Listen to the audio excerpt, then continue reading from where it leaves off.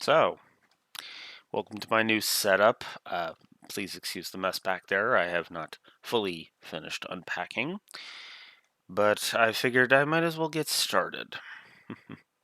I guess technically speaking, you will have seen that last week because, well, I'm actually recording these out of order. I am actually recording this one, Mime Control, now, and I'm going to record Playing with a Parasite later. Why am I doing that? Because I don't want I do not want the first video I record or in my new apartment here, which is a long, complicated story. Which is also why there was no streaming for the first few days of, or will not be any streaming for the first couple of days of August. Which sucks because I would love to have tested out my new streaming setup right now, but I am lacking one key component. I am lacking the key cardo, as you might call it. sorry. I had to. But I didn't want to start with Playing with a Parasite because, well, as I will be complaining about later from my perspective and have complained about last week from your perspective, I fucking hated Playing with a Parasite. It's not Ramview worthy, not by a long shot, but God, as I will discuss in that video, one step from a Ramview. I hated that episode. That two-parter. That two-parter is garbage, in my opinion. Not so much. The only thing that really salvaged it was actually Joey overcoming Weevil. That was the only thing. The problem is that it's still a crap episode in my opinion. I'm sorry. It's too boring, and it really boils down to two things. Boiled down to two things with that episode. The Shizuka/Serenity subplot was fucking pointless, and oh my god, the fucking filler. The friendship speeches being filler. And yes, I mean it in the padding sense. Because it doesn't add anything. It doesn't. And that's the problem. This three-parter kind of has a bit of time management issues, admittedly, as I try to adjust myself a bit here. This three-parter definitely has some time management issues.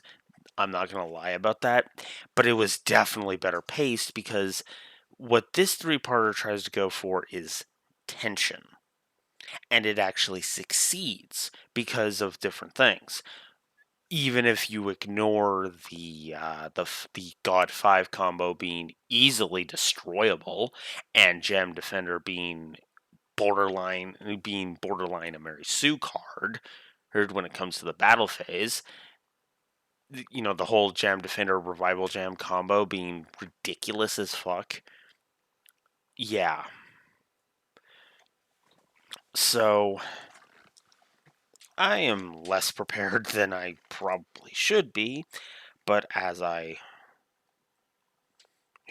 of course, am going to not let that stop me from recording. So, as I prep one thing, I will continue to talk because there is one thing that we do have to talk about.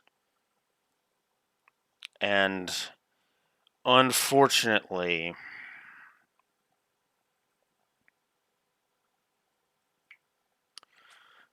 we do actually have to talk about. You motherfucker. So, as I look up the actual dude, because, well, there you go. Oh. So now that I've pulled that up, because this is, of course, the episode where Yugi faces the first of the Egyptian god cards, Osiris the Heaven Dragon, or as it is known in the TCG, Slifer the Sky Dragon. Okay. So, I've mentioned before how I am, for the most part, a 4Kids defender. I will stick up for 4Kids when I think it's appropriate. Yeah, it's not appropriate here. This is the one. This is the big one. This is the big thing that many people state as their big reason why they can't stand 4Kids at all. See, the Egyptian god cards are, of course, based upon Egyptian mythology. Well, obelisk isn't really any one thing. It is, with the exception of obelisk, both the sky dragon and the winged dragon, the sun dragon, are based off of two distinct pieces. Osiris of Egyptian mythology, I mean. Osiris, the dragon of heaven, Osiris, the god of heaven, and Ra, the sun god. So you're probably thinking, okay, why did they change just Slifer then? Well, they basically threw a dart at a dartboard and said, "All right, threw a dart at a dartboard with pictures of the Egyptian god cards and said, all right, which one are we renaming after the executive producer, Roger Slifer?" I wish I was making that up.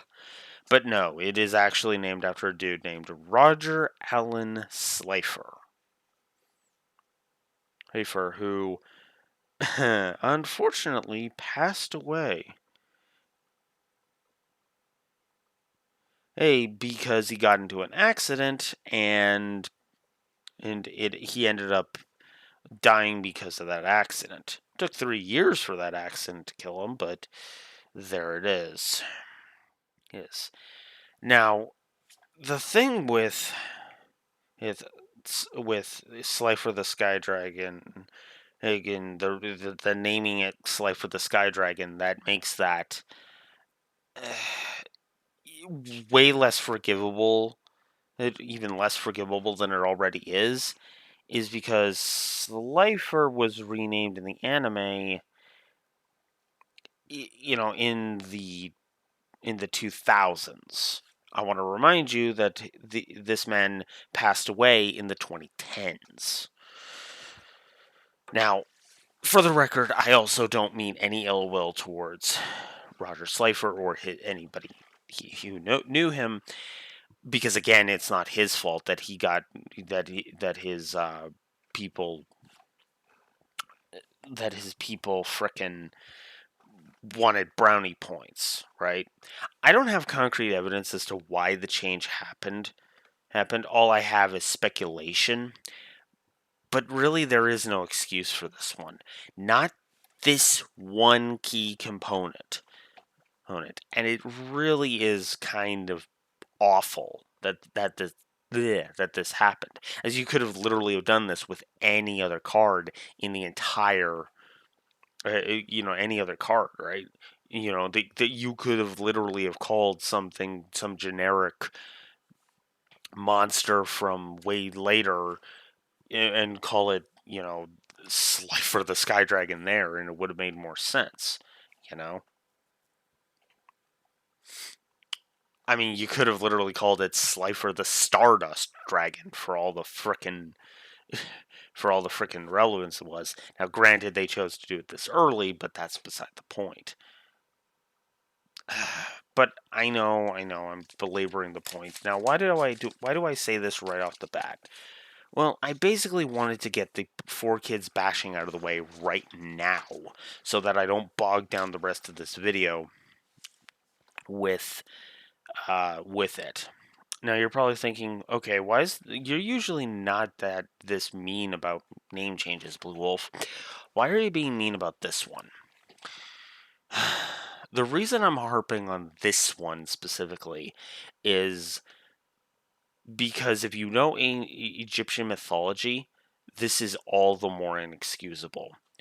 You know how I made the joke about everybody poking at me and saying that, calling him a Tem this early is, spoilers and everything? Well, this is the episode where we got to talk about the the hindsight kind of thing. See, when you find out his name is Atem and then go back and realize he faced Osiris the Heaven Dragon, it starts to make a lot more sense, because the idea is that Osiris and Anubis are upset with Atem for not having gone through the afterlife properly. So, and if you know ancient Egyptian mythology, then yeah, him being Atem and him facing down Osiris, that all makes perfect sense. I, of course, didn't look it up to regale you with it, because why would I do that? Because why would I do something smart like that? But it is definitely there, you know. This is also why, by the way, Yu-Gi-Oh! Bridge does the whole Slifer the executive producer joke. Honestly, I don't think that the abridged version is all that funny with any of their Egyptian god card namings, but then again, Yu-Gi-Oh! Abridged can be pretty hit or miss at times. Don't get me wrong, when Yu-Gi-Oh! Abridged is funny, it's fucking hilarious. But when it's so when it's on point, it's hilarious. When it's not on point, it's kind of painful. I'm not gonna lie. Also, forgiveness for, I know I'm late to saying this, but please forgive me if because I have a bit of a cold. Excuse me. So let's just get on with it. So now that we've gotten all that out of the way, that I will. This is also why I've been saying that I've been trying to go ahead and refer to it by the Japanese names as much as possible. It's also one of the reasons why, while I will not boycott the 4 kids' names, I nevertheless will try to give credit where it is due. Who on both fronts. So, we start with the origin tweak. We start with the origin tweak as Yugi and Atem discuss with each other. Now, granted, they do start with a bit with Joey at the beginning, but I have nothing to say about that, so we're going to move on. Now, the origin tweak does change it up from what Season 0 had. This is something to keep in mind for when we get to, for if I bother dealing with Pyramid of Light. Which, if push comes to shove, I might just rant about the dub version and be done with it. Unless, of course, I can find and I can get my best friend Steve to find me a subtitled version of Pyramid of Light. I know I could probably just look it up myself, but we'll see. We'll see if that ever goes, because again, and the ongoing war against preservation of media continues. And yes, I'm going to phrase it like that because that's what it fucking is. Anyways. So yeah. I do like in the Japanese version he does declare that he fights alongside Yugi. It's just less of them merging and more like he's got his back and is encouraging him. You know? Like we literally have him being like, "Be careful," in one part. So in the Japanese version, when Atem is like, "You're despicable. You control people to duel." Well, Marik doesn't rebuttal that. In the dub, he actually does say that it's no different from fighting with the puzzle. Yugi actually specifically calls him out, and then Atem pops out and says, "As I duel with honor and respect, and you're just a jackass," and blah blah blah. You know, I actually kind of like that a bit better in the dub. There's 2 things in the dub I actually prefer, and then everything else is better in the sub, in my opinion.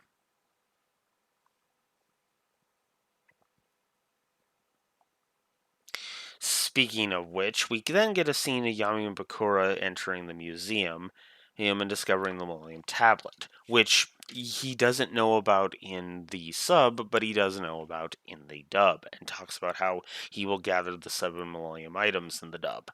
In the sub, he really just talks about all of that, and Shizu comments on the darkness she senses and blah blah blah. In the dub, it's actually Shizu basically says that she has power, that Marik is seeking power better than the 7 Millennium items. See, the funny thing is that that is both simultaneously true and not true. As is the power of the Pharaoh isn't really a thing, not really. And furthermore, that's also partially because of the Millennium items. So there's also that, you know. Atem's soul is not super special awesome to the max. Right? He still needs other components to make him better. So, other people to help make him better.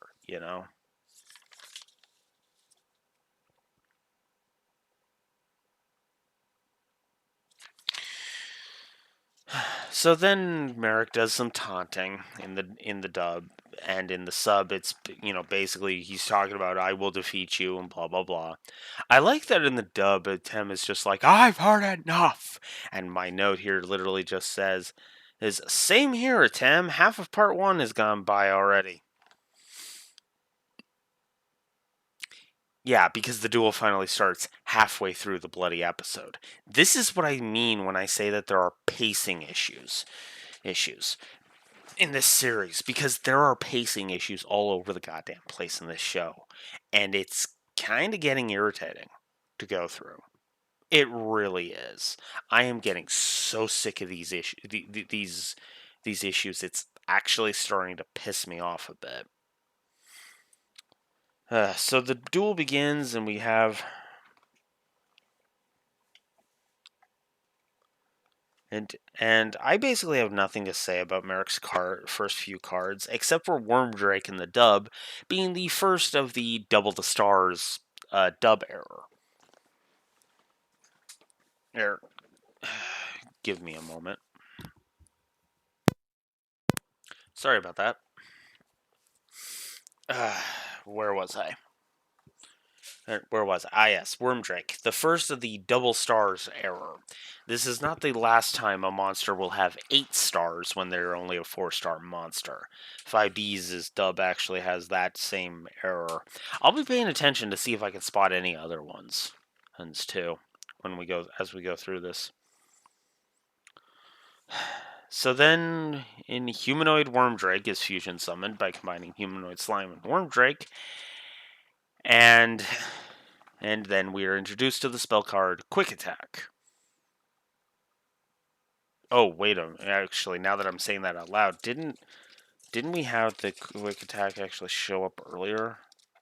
Huh, I guess they weren't. It wasn't.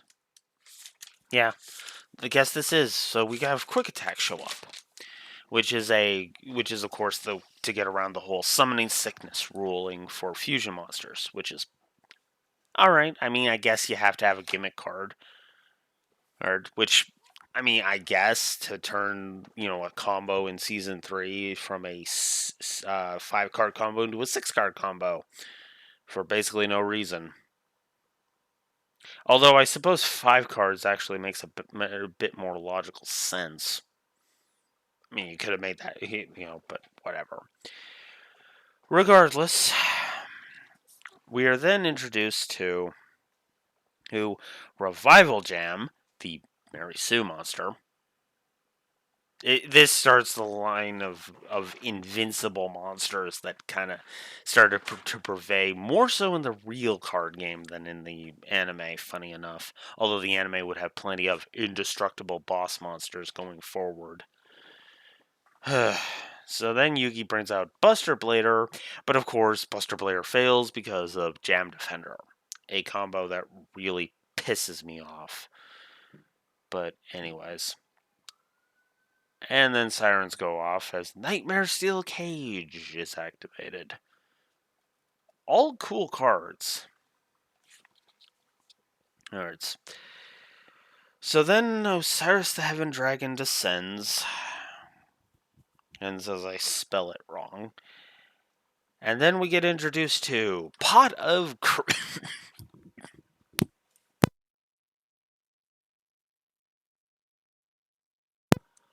Pot of Coughing, apparently. Pot of Greed. Okay, am I the only one who fucking hates that meme? What does it do?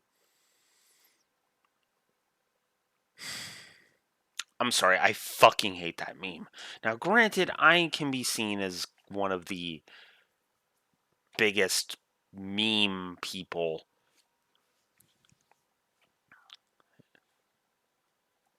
And I can be seen as one of the biggest meme haters that I know, but yeah, I'm not. I just hate that thing. Also, why the hell does Karibo survive being summoned? Is it because of the Nightmare Steel cage? If so, that makes no sense. It's an effect. But I guess dramatic irony has to come in. So then Yugi summons Dark Magician Girl and the second mouth. Mouth activates to try and blast her because she has less than 2,000 points in both forms.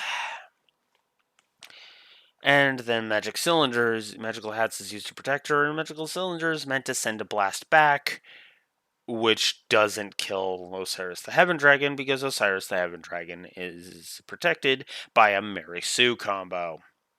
Yeah, I know, I'm playing too fast and loose with the Mary Sue combo, but that's what this fucking is. Which is funny because it actually does have a weak point. Mystical Space Typhoon and Heavy Storm. But if you want me to not use cards, if you want me to only use cards that have already appeared in the show, fine. Harpy's Feather Duster.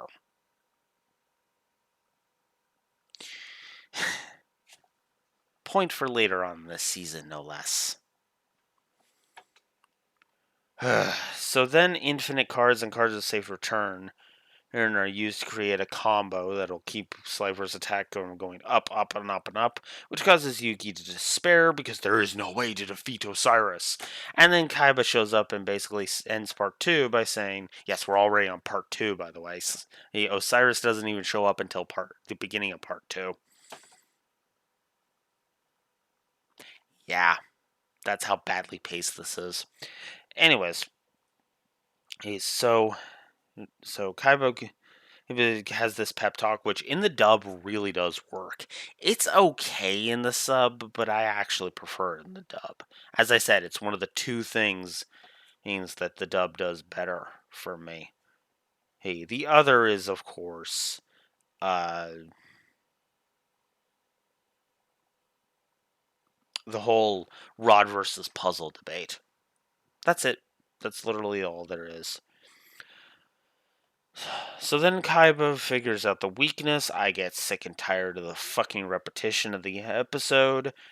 We get Yugi giving us the very first iteration of "There is no next turn," and then that's when the infinite deck out loop happens. So the way this works is that the 5 cards used to create the God 5 combo, as the sub calls it, as it is made up of Gem, Revival Gem, Gem Defender, Infinite Cards, Card of Safe Return, and of course, Slifer the Sky Dragon itself. Sorry, Osiris the Heaven Dragon. I'm so used to calling him Slifer. I'm so sorry. Calling it Slifer. I'm so sorry. Anyways, Osiris the Heaven Dragon, again being of course the obvious component there. So, Yugi Brain controls Revival Jam when it revives, which causes Slifer's second mouth to go off, which means a freaking yawn attack happens. Wouldn't be one of my videos without a yawn attack, would it? Which causes there I go again. Osiris's second mouth to attack Revival Jam. Revival Jam revives.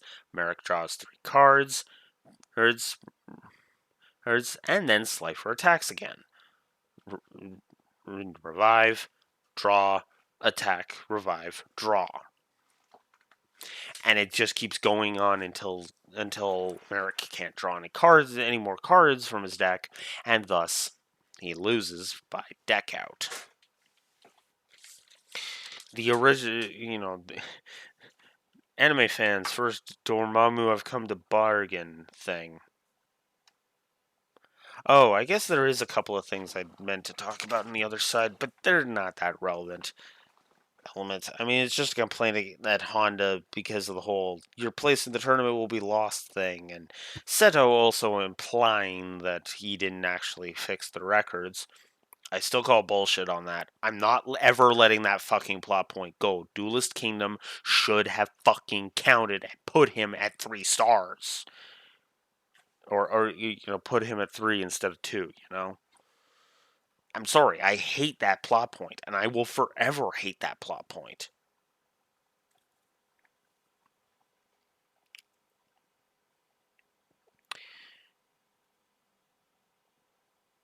Now, granted, I do like now to get back to the infinite combo. There is one thing about the sub I want to bring up. I think the infinite combo works better in the sub, and it's all because of the lack of dialogue.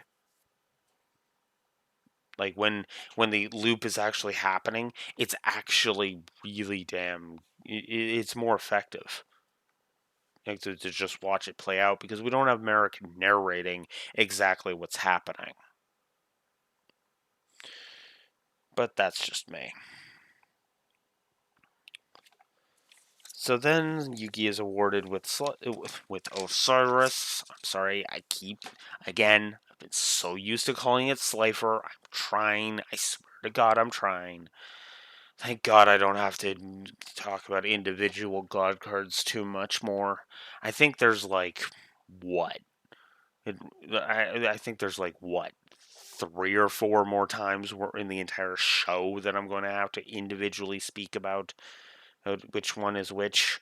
Like, I might have to bring up the fact that Yugi summons Osiris. I think it's literally Yugi summoning Osiris when he finally does so. Right? Does so in, like, 2 of those. Those them talking about mentioning it in his possession. Mention once, and then we won't have to worry about me saying it individually until he'll quite literally the final season when Yugi summons Osiris again. Yeah. So, but then Marik, of course, talks about how he's been watching Yugi's friends the whole time, and even though Kaiba, challenged him, he's going to have to. He chooses to go side with his friends, goes help his friends, and chooses his friends over his pride. It's another reason why I don't subscribe to the whole he's overly prideful shit. Because Kaiba does have pride. His pride is his ultimate weakness, in my opinion. It's also one of his greatest strengths, in my opinion. But that's beside the point. But then again, I've also never agreed with the whole Atem being drowning in darkness nonsense. Hence from the beginning. And I also think season 7 is victim of the right hand not knowing what the right hand not knowing what the left hand was doing. I mean, for fuck's sakes, have you paid attention to how psychotic people who actually are who utilize the Orichalcos are? I mean, for fuck's sakes, the 2 prime examples of that are both of the non main villain faction. The spoilers, the heroes that end up using it. But I digress. Regardless. Also, Marik's logic is evil as fuck. Somebody want to explain why we're not treating Marik as a villain here? Because Marik is saying, oh, it's your fault. If you had just lost, then your friends wouldn't be in danger.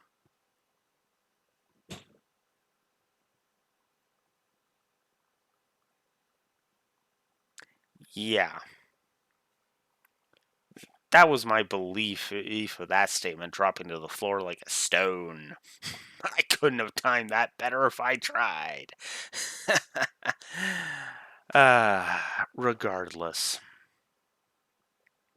Regardless, though. No, I'm still good. Regardless, though, I must admit, I don't much care for this his three-parter. I know a lot of people like this. This is the big talking point, and I've only been going for about a half an hour, but interruptions and all. But that's because there is a decent chunk of stuff to say, but at the same time, I also thought about it and I was like, there's not much for me to say. What more can I say other than four kids should not have renamed it, should not have named a plot critical monster because of brownie points. And yeah, there's not much else I can say about this episode. It's a good episode, but the problem is I don't think I'm ever going to be watching This Is Battle City again. I know that's blasphemous for a lot of people, but I don't know. Battle City has not been impressing me as much as I was hoping, because everybody says, this is the best storytelling that the series has, and I'm just sitting here like, I actually think Duelist Kingdom told its story better. I honestly do. Season one shenanigans notwithstanding, I felt like a lot more of the reasoning of the characters just made way more sense in season one than it does here in season two. And yes, I am counting the sub in that. In fact, I'm almost exclusively speaking of the sub when I say that. Because at least with the dub, they're trying to inject some kind of, reasoning for the characters to be there. Now, there is some good plot points into Tem wanting to regain his memories and whatnot. But then there's some head tilters for me, like Kaiba. Just everything to do with Kaiba. And I'm just like, I throw up my hands at this point. So that was Mime Control. Good three-parter, but I don't know if I would count it amongst the franchise's best. This stuff. Next week, we will be going ahead and focusing on. We will, of course, be dealing with the last appearance, the second and last duel, featuring Mako Tsunami. I hope you've enjoyed my thoughts, and I will see you guys next time. Blue Wolf Alex of the Lore Walkers signing out. Have a good one. And from my perspective, I'm off to go record playing with a parasite. Later, guys. Blue Wolf Alex of the Lore Walkers signing out. Have a good one. Duel stand by.